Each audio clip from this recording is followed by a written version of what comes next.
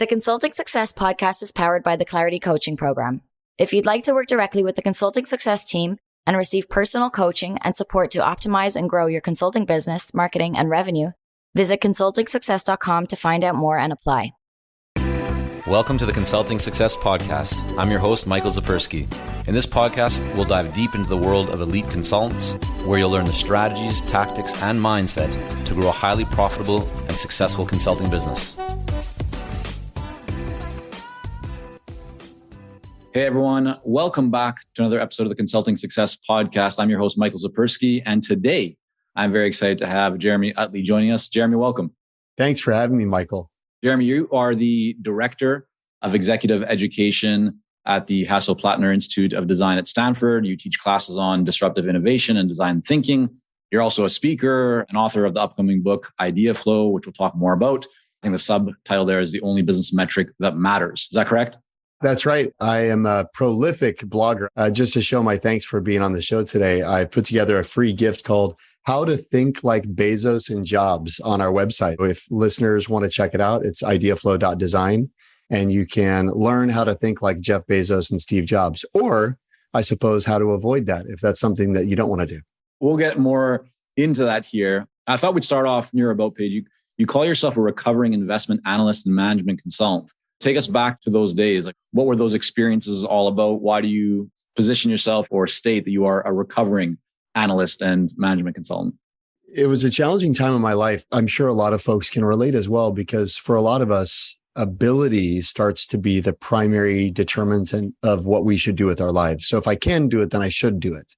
Could be a level of school, could be a level of organization, could be a type of work.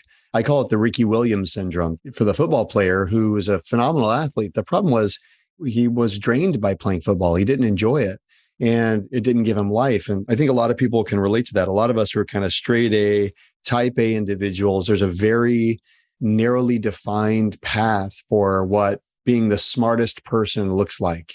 What I came to realize, of course, over the last 13 plus years of teaching at the D School is that we have permission to deviate from that path. But it requires changing a lot of the rules around what we believe about ourselves, what we believe is smart and intelligent. It kind of gets to the very core of the narrative we've been told about how to succeed in the world. I mean, that's so powerful. And certainly, I think it applies, or people kind of see it at many different stages of their life. Back in high school time, I was very involved in sports and was training 6 days a week in a track and field club, and just like woke up one day going, you know what? I don't actually love this. Like, I'm spending so much time between the gym and training, but like, I don't actually see myself doing this in the future. But you're right. I had good kind of abilities in athletics. And so I just felt like that should be the path for me to go. Do you see that popping up a lot at different stages for people? I guess that's one question. If that really resonates with them, how can they start to explore what they could do if they're in that situation? They want to kind of maybe figure out like, how can they escape or make some changes in their lives? It's especially true for folks coming into college. I was talking to a friend at South by Southwest, a few months back, and he was telling me he's on the scholarship panel for a Students of Color scholarship at UNC, one of the East Coast colleges there. And he was telling me how they were welcoming 100 new scholarship recipients to this kind of welcome dinner. And he said, the thing that struck me was they all knew what they were going to do with the rest of their lives. We put a lot of stock in having a plan and knowing what the plan is. I talked to my friend Aisha, a former student, now the CEO and founder of Bossy Cosmetics, which is one of Oprah's 4 favorite products. Aisha and I had this amazing conversation recently where she was telling me about how she grew up in Section 8 housing. From her neighborhood, if you get into Harvard, you go, which that's great. If you can get into investment banking, then you do. And she kind of found herself on this, what she described as almost a soul-crushing path, because if you're able, then you must.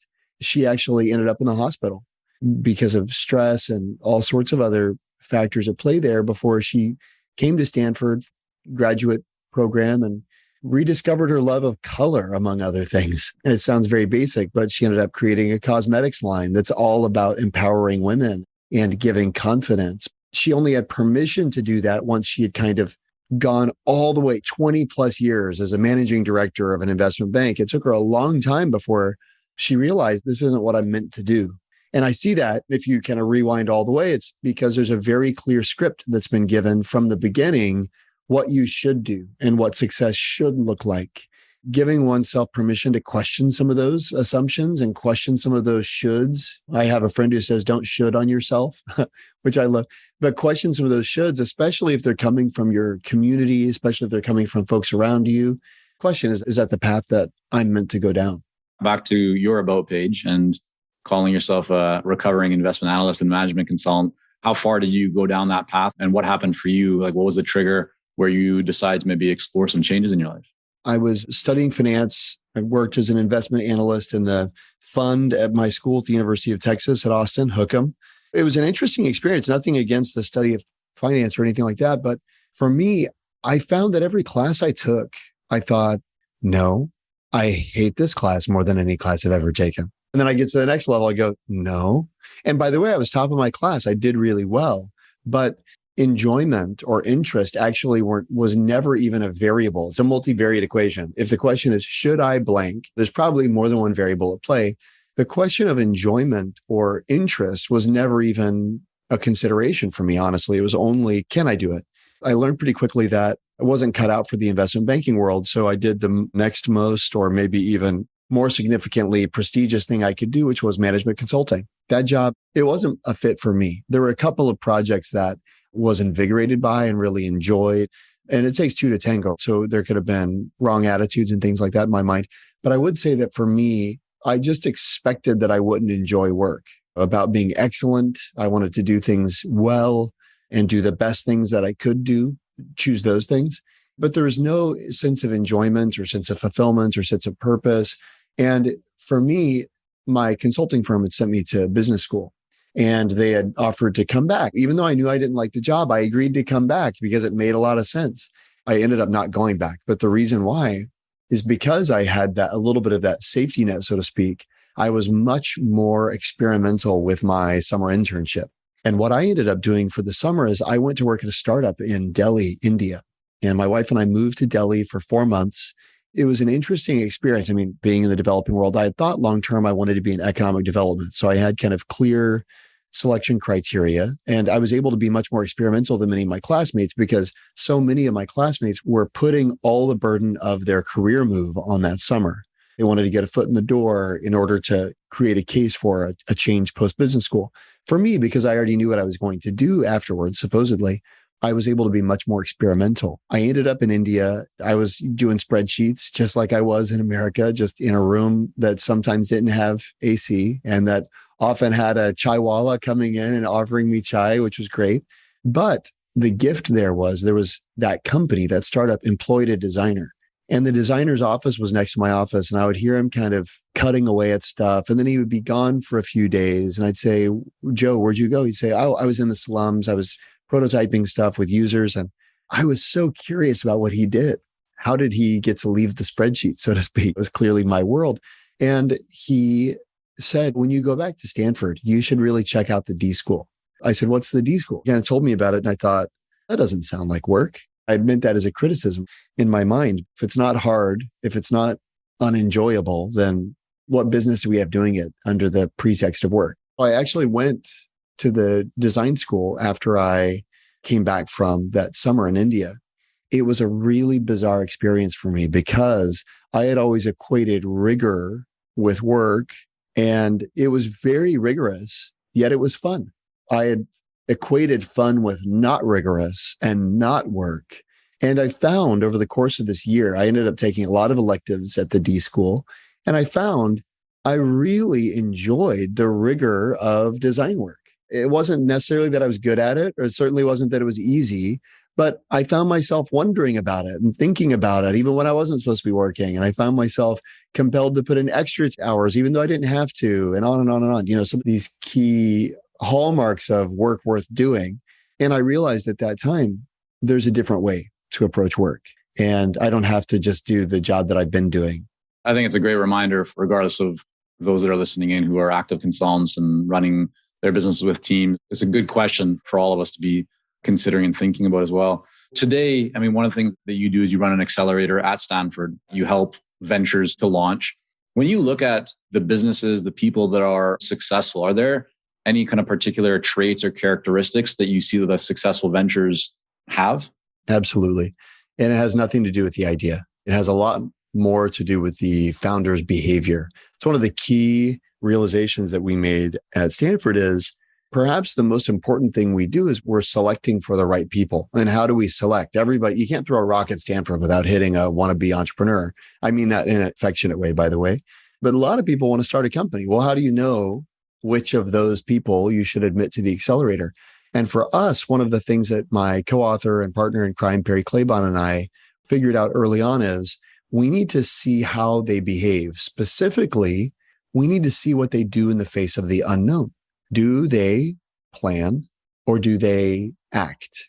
And that simple question has profound implications for the likelihood of success of their venture, whatever the space may be. The more likely an entrepreneur is to take some kind of action in order to learn, the more likely they are to be successful long-term. And conversely, the more prone they are to planning or research, not in the academic sense, but in the stalling sense, the less likely they are to ultimately be successful. And I would say what's interesting is I've seen better businesses fail because of a lack of, we would call that an experimental mindset, just crafting and executing scrappy experiments. I've seen really good businesses fail because it was a failure of experimentation on the part of the founders.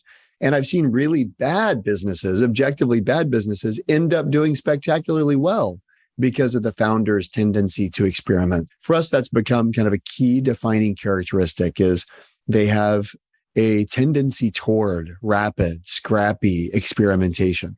People in our communities hear me say the word imperfect action a lot. We're very big believers that the best way to learn, the best way to get feedback is just to actually take action. That's how you'll learn. But what do you say? I'm very interested in your perspective as you've worked with so many organizations and ventures kind of through this process and helping them, supporting them to actually take action. But to those that have that more perfectionist mindset or tend to be a little bit scared or afraid of venturing out into those kind of unknown waters without the plan or without all the research in place, like how do you counsel somebody in that position where they know they need to maybe pick up the phone and call more people or go to a trade show or send that email or follow up a bit more or ask for a sale or make an offer, but they're not doing it because of something? What do you tell that person? Well, it's really reframing the risk. The riskiest move is no move, and the riskiest action is inaction.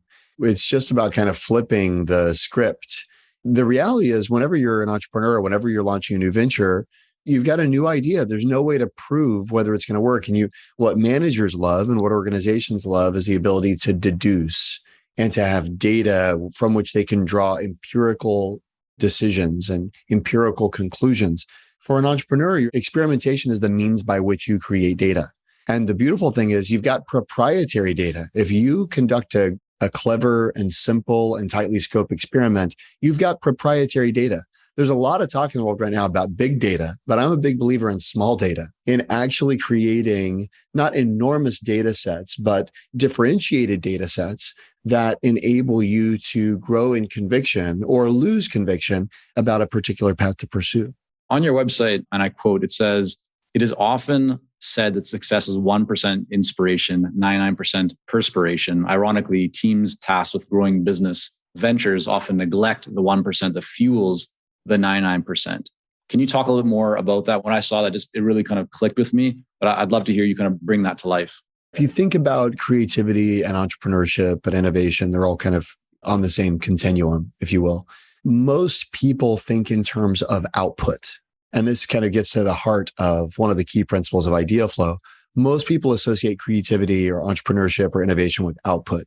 I think that's a mistake. I think that the important thing to consider is input. What are the inputs to your thinking? What are the ways of working and ways of acting and interacting that are likely to yield outputs over a period of time?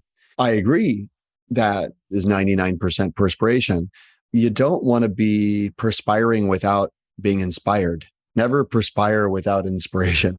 Take myself again as an example, a recovering MBA, so to speak, recovering financial analyst.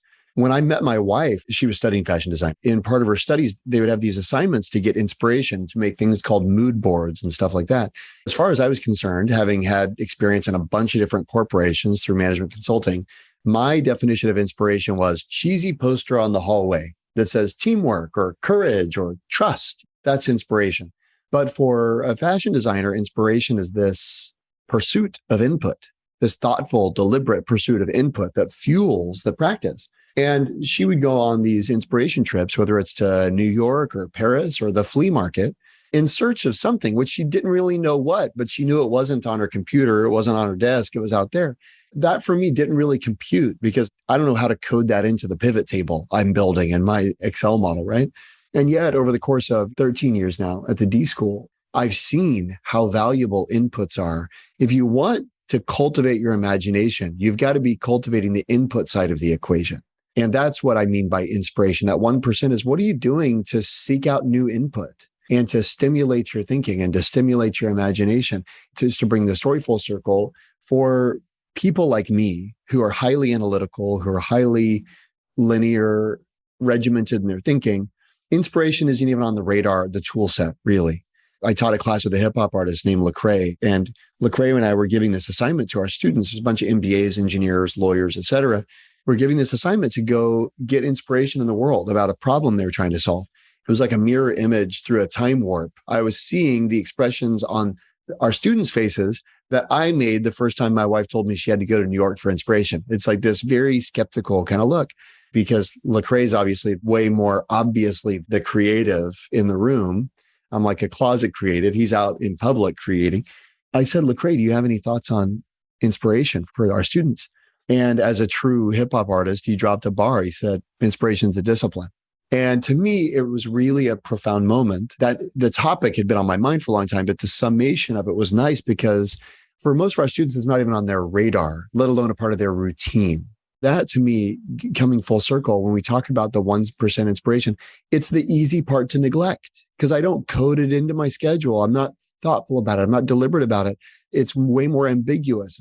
There aren't as many KPIs on the inspiration part, but I can prove my perspiration. We tend to manage what we measure. And for me, having inspiration on the radar as a key discipline to cultivate made it easier to measure. It's so interesting. I think very often people kind of equate and connect creativity with just kind of like going off and random acts or random insights. So often what I've heard and from what I've studied that the most successful kind of people who are known as creative people, they have very clear routines and habits that they become creative around, whether they're painters or writers or whatever, but like they're not just kind of waking up going, be creative today. They actually have that regimen. So that's very interesting. I want to ask you, Jeremy, you teach, before we get into talking about your book, you teach a course on lifestyle design. When you think about either the biggest mistake that you see in this area around lifestyle design or just the big opportunity, where do people go wrong in this idea of lifestyle design? Is it like that they're not even thinking about how to design their lifestyle? Or like it's a whole course, but if there's just one or two big things that stand out in your mind as opportunities for people to focus more on or to explore or to think through, what would they be in connection to lifestyle design? Because I think everybody wants to have a more enjoyable lifestyle or just to live a life that really connects to what they care about. They want to put all their eggs in one basket. They want to make one bet that is the right answer. And they don't think that same attitude of experimentation that makes entrepreneurs successful, the same attitude around inspiration that makes creators successful, bringing those things into one's life and saying, I'm going to deploy or commission a portfolio of experiments. I'm going to try a few different things to get data.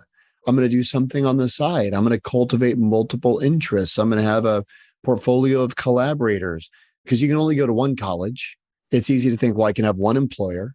I can have one boss. And we think, and by the way, your exposure from a financial analysis perspective, your exposure is enormous when you've made 100% bet.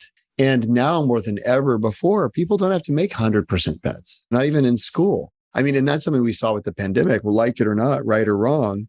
We saw students coming back frustrated that their teachers expected 100% engagement from them. And as teachers were like, what's the deal? You're in school. And they're like, dude, I started a company during the pandemic. It's been an interesting thing to see, even at Stanford, even among students who are in grad programs, they're running businesses on this. Whereas before, it's like your studies are all you do. I think that's actually a little dangerous. I think it's a dangerous attitude. I think I'm putting all my eggs in that basket.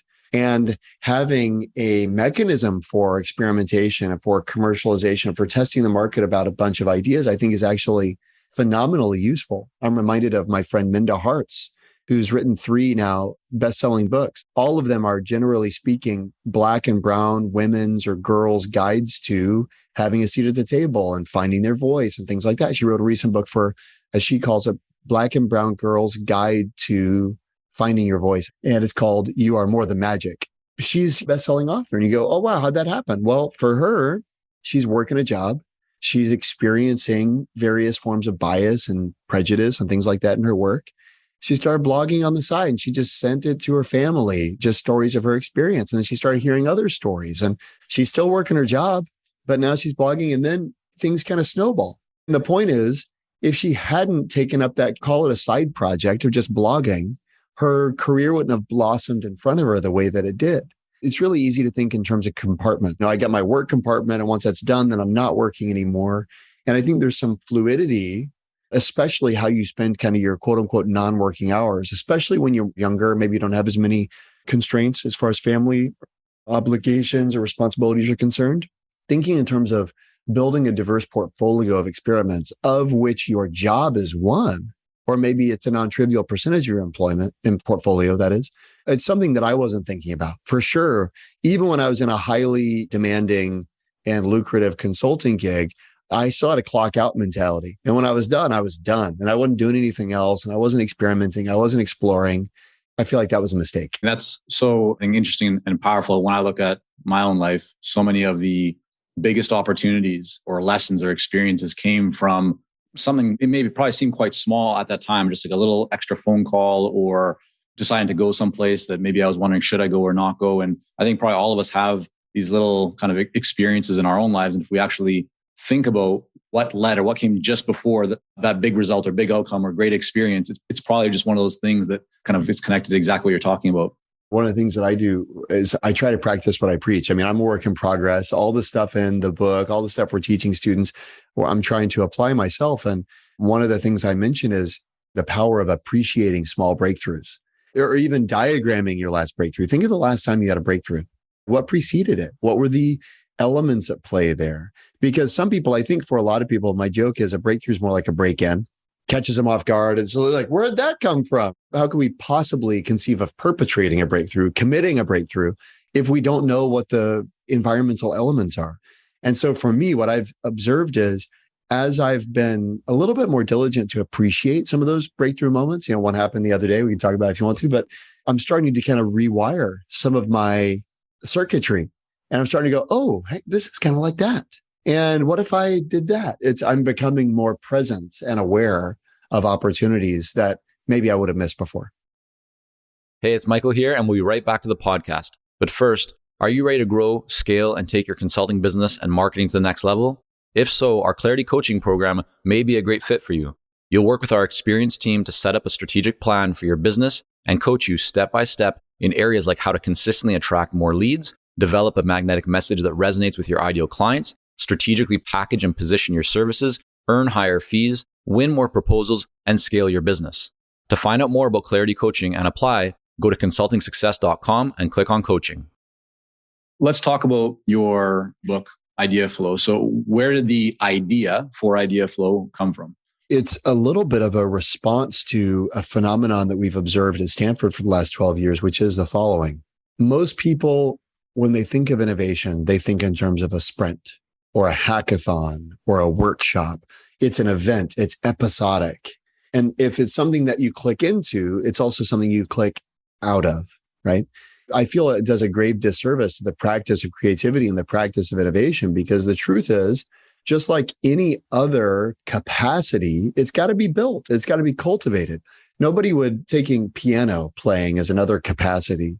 Nobody would take an hour-long or a weekend-long workshop in piano and go, book the Carnegie Hall for me. I'm ready. Or worse, which is something we see in the innovation space, put on their LinkedIn, certified piano player. Nobody would take a swim lesson and ask to get dropped off in the ocean or even the river, or certainly not put on their LinkedIn, certified swimmer. And yet, for whatever reason, whenever it comes to creativity, innovation, design, etc., we kind of badgeify it. And worse, that's fine. People are badging everything. That's okay. But worse, they're not thinking about, I got to play my scales. I got to do my lab. For us, we've seen too many people come to workshops and then at the end of it go, I'm done. Did it. And what I want is for people to say, I've begun. Not I'm done, but I'm getting started. I've jump-started this new practice. And then for me, just like I'm no longer a hygienic person if I stop showering. Doesn't matter how great of a shower I had, right? If you see me in 3 weeks, I'm like, dude, that shower I had when we talked was amazing. You're like, you stink. You're not a painter if you stop painting. Similarly, if you want to wear the badge of honor of innovator, tell me about your practice. Tell me right now, what are you doing? How are you showing up? And so this idea of idea flow really came in response to this kind of workshop mentality, this episodic mentality is no, it's got to be a part of your life. And it's got to be a part of your team's culture if you want to routinely deliver breakthrough outcomes. The subtitle of the book, The Only Business Metric That Matters, very bold. So tell us, what do you mean by that? How do you connect the idea or the concept of idea flow to business metrics or lifestyle metrics? How do people measure this area? In very simple terms, the single biggest determinant of how good your ideas are, do you know what it is? If you want to know what the biggest variable that has the most profound impact on the quality of your ideas is, it's the quantity of your ideas. If you want better ideas, you want to say good ideas, what you should be focused on is not improving, it's more, it's volume. The reason that we say it's the only business metric that matters is ideas are the wellspring of all the future. Right now, the market is pricing a stock based on expected future earnings, right? I mean, not to trigger PTSD, but to go back into some of my DCF calculations, right? Everything about a stock's value, everything about a company's value is based on its future earnings. Upon what are future earnings built? Future ideas, future products, services, solutions, etc. If you want to know how successful are you going to be, just look at the source. It's that simple. For us, when we say it's a business metric, I've never seen a balance sheet that tracked the number of ideas an organization generated. This really reminds me of Seth Godin wrote a blog post, I don't know how many years ago, where someone essentially said to him, like, how do you come with so many good ideas? And Seth said to this person, well, how many bad ideas do you come up with? And they said, like, none. And he said, well, that's the problem. Like, in order to have good ideas, you have to have bad ideas. If you're not even trying to create or try to come up with ideas because you're worried about having bad ideas, then you're never going to get to a good idea. That's what I'm hearing you say as well. That's right. Ideas are like an all natural phenomena. Very simply put, if you want to know how tall is the average person, it's like it's a normal distribution. Things are normally distributed. Ideas are the same way. They're normally distributed. Meaning what? There's a lot of average ones. There's a handful of genius ones, and there's a handful of goofy ones. And what you want is put as much volume under that curve as possible. The danger is for a lot of people, they go, I love genius. Those are great. I want more genius. And I don't mind the average stuff, but I'm not really interested in the goofy. And what they do is they try to chop off the left-hand side of the distribution, but they chop off the right-hand side as well. And the reality is goofy is the price of genius. If you want to get to genius ideas, you've got to be willing not just to tolerate, but embrace goofy too. Not because you're going to implement something goofy, but because sometimes it's actually that suspension of disbelief that comes. We advocate practicing what we call a daily idea quota, where every single day you take any problem you're facing. How do I title this email subject line? How do I open this presentation? How do I give this piece of feedback? How should we rejigger the factory floor? Anything, not just new products and services, but any problem you're facing. And instead of trying to find the answer, generate 10. What I hear consistently, an executive in Singapore, she's a technology executive in Singapore. She told me the other day, my best ideas usually come after I tell myself to think of something illegal. And to me, that speaks to the value of variation. It's not that she's implementing illegal ideas, but there's something about when you lower your guard, you say, well, what can we do that's illegal? Maybe you think of something, you go, well, we can't do that, but what if we did this other thing, right?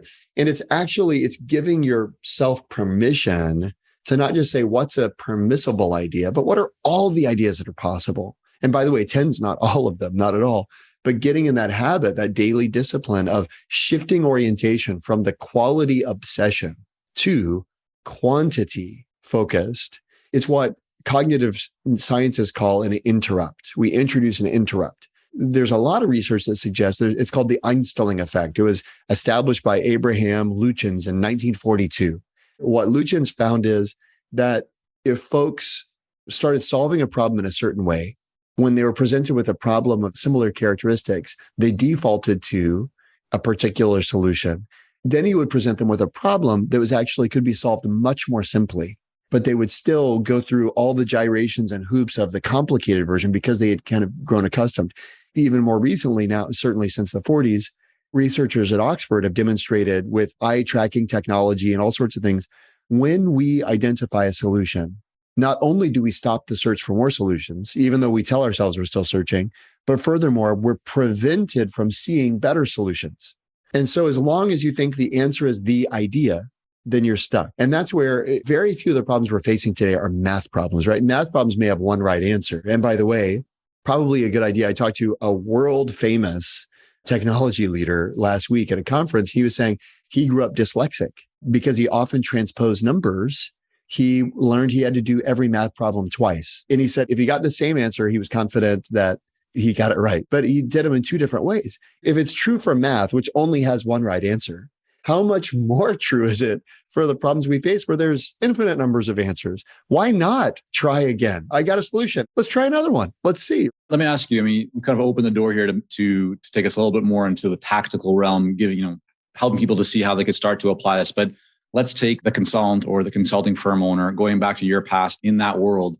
Where do you feel there's an opportunity, or what might be kind of a step or a framework or some kind of initial questions the consultant or consulting firm owner could go through to be able to come up with better ideas? Like how could they apply what you're talking about into that type of business?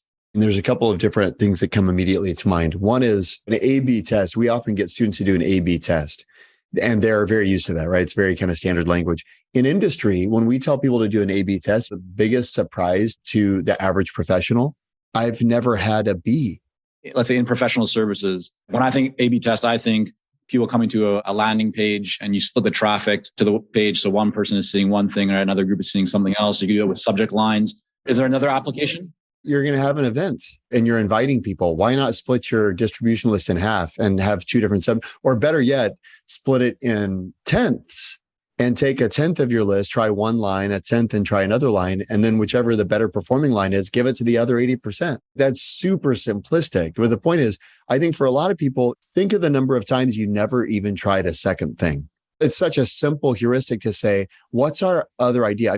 I know Astro Teller, the head of Google X. And one of the things he says is, anytime a team comes to me with a solution, I ask them for 4 more. Bob McKim, who's a legendary professor at Stanford, he's since passed, but he's one of the founders of the design program at Stanford.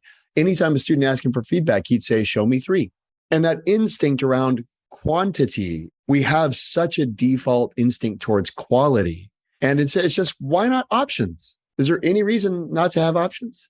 Is your recommendation to create options everything that you do? So if you sending people an invitation to come to a webinar, you'd have different subject lines or slightly different hooks for that. If you're going to, I think a good one would be a proposal. You'd have different options, right, for the buyer to be able to choose from. Like, is there any place where people should not bring options in and not try and come up with multiple ideas? Or is this really across the board? And anything that you do, have more than one consideration or more than one potential path? Anytime you don't know what the right answer is, you should have options. And then the corollary is, and most of the time, you don't know what the right answer is. I'll give a simple example. We live here in California. Our house faces west, which means the sun is always setting in our front door. We've always got grocery delivery at like the heat of the day. The ice cream's melting on the front porch, and there's kind of this 5-alarm fire. Everybody stop, grab the groceries. For me, it's a task. I'm contrasting tasks with problems, right?